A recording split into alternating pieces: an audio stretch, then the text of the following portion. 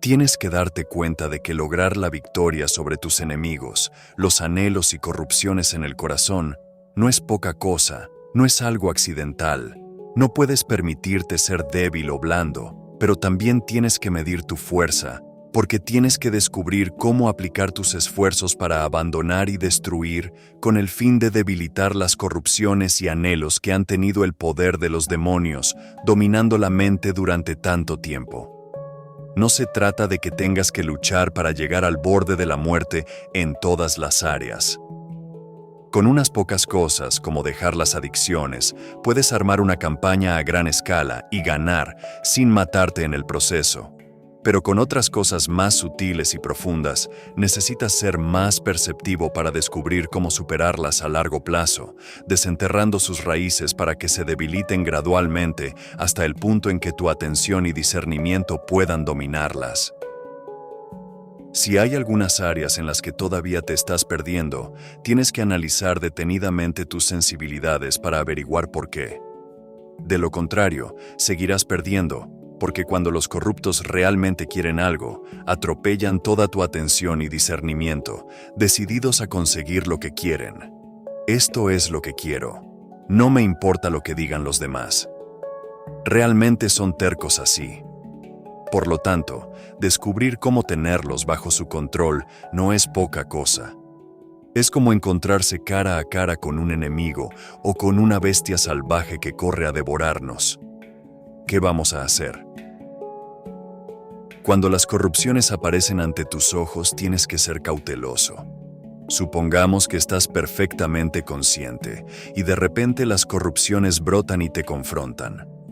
¿Qué tipo de atención y discernimiento vas a usar para hacer que se detengan, para darse cuenta de que estos son los soldados de Mara, que han venido a quemarme y tragarme? ¿Cómo podré deshacerme de ellos? En otras palabras, ¿cómo vas a encontrar una manera hábil de contemplarlos para destruirlos en el momento adecuado?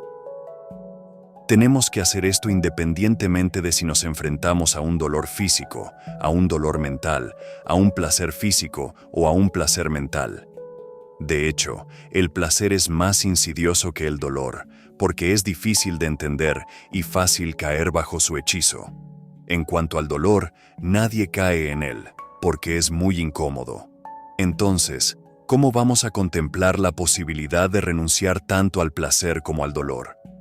Este es el problema al que nos enfrentamos en todo momento.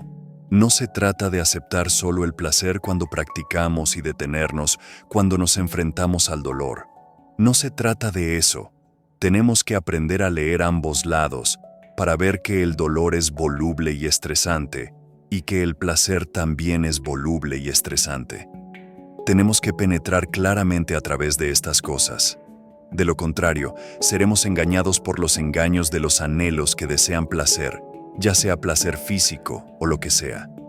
Todas nuestras actividades, sentado, de pie, caminando, acostado, todo es por placer, ¿no es así?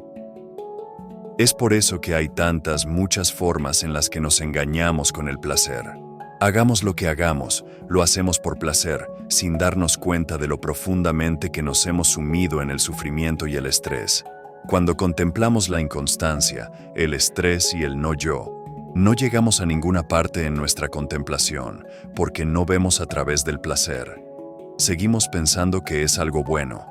Tenemos que investigar el hecho de que no hay verdadera tranquilidad en el placer físico ni en el placer mental.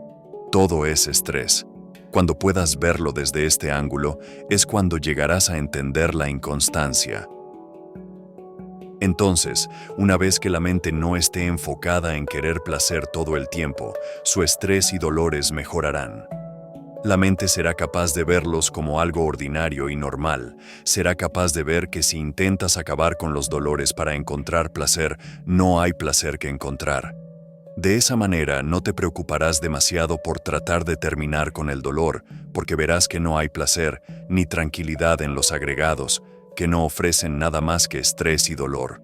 Como en las enseñanzas del Buda que recitamos todos los días, la forma es estresante, las sensaciones, la percepción, Las fabricaciones de pensamientos y la conciencia son todas estresantes. El problema es que no investigamos la verdad por nosotros mismos, las sensaciones y las percepciones, las fabricaciones del pensamiento y la conciencia. Nuestra perspicacia aún no es penetrante, porque no la miramos desde el ángulo del verdadero conocimiento.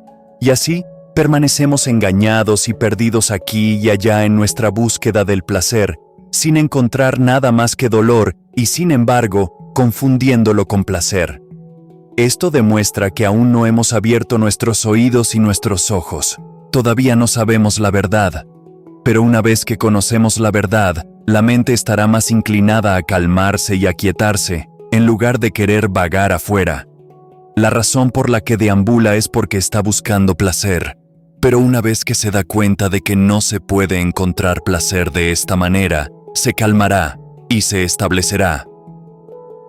Todos los deseos que provocan y desestabilizan la mente se reducen al deseo de placer.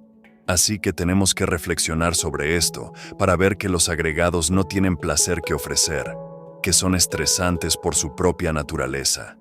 No son nosotros ni nuestros. Sepáralos y míralos bien, empezando por el cuerpo. Analiza el cuerpo hasta llegar a sus elementos, para que la mente no siga atascada en él como yo, o mío. Tienes que hacer esto una y otra vez, hasta que realmente lo consigas. Lo mismo es cierto cuando recitamos el pasaje para recordar por qué usamos los requisitos, alimento, ropa, refugio y medicinas, todos los días. Hacemos esto con el fin de lograr una verdadera comprensión. Si no hacemos esto todos los días, nos olvidamos y nos engañamos para amar y preocuparnos por el cuerpo como si fuera mi cuerpo, mi yo. Por mucho que nos quedemos fijándonos en ello una y otra vez, no es fácil para nosotros darnos cuenta de lo que estamos haciendo, aunque tenemos a nuestra disposición las enseñanzas del Buda, que explican estas cosas de diversas maneras. O puede que lo hayamos contemplado hasta cierto punto, pero todavía no vemos las cosas con claridad. Hasta entonces, solo vemos impresiones vagas y borrosas, y luego nos dispersamos inconscientes, sin haber sondeado para ver completamente. Esto se debe a que la mente no está firmemente centrada. Ella no se queda callada.